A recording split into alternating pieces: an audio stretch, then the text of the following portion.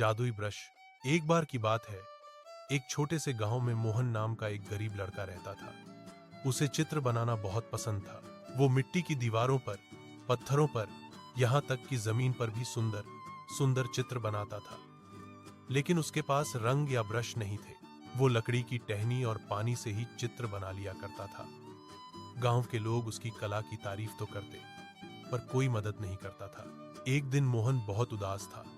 वह पास के जंगल में बैठा था कि अचानक एक बूढ़ी औरत वहां आई। उसने कहा, बेटा, तू इतना अच्छा चित्र बनाता है, ये ले, ये है एक जादुई ब्रश। लेकिन याद रखना, इसे केवल दूसरों की मदद के लिए इस्तेमाल करना। मोहन ने धन्यवाद कहा और ब्रश लिया। जब उसने पहली बार उस ब्रश से एक पक्षी बनाया तो वो सचमुच उड़ गया। धार उसकी आंखें खुशी से चमक उठी। अब मोहन ने उस ब्रश से गांव के लोगों की मदद करनी शुरू कर दी। किसी के लिए भोजन की थाली, किसी के लिए कपड़े, किसी के लिए पानी का कुआं।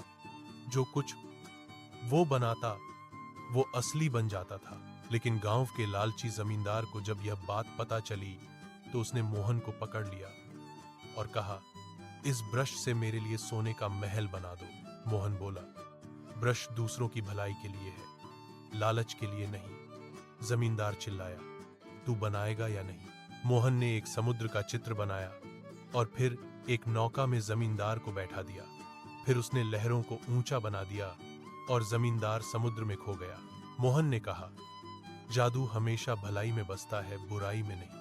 उस दिन के बाद से मोहन गांव का हीरो बन गया। उसने अपनी कला और जादुई ब्रश से सबकी जिंदगी रंगीन बना दी।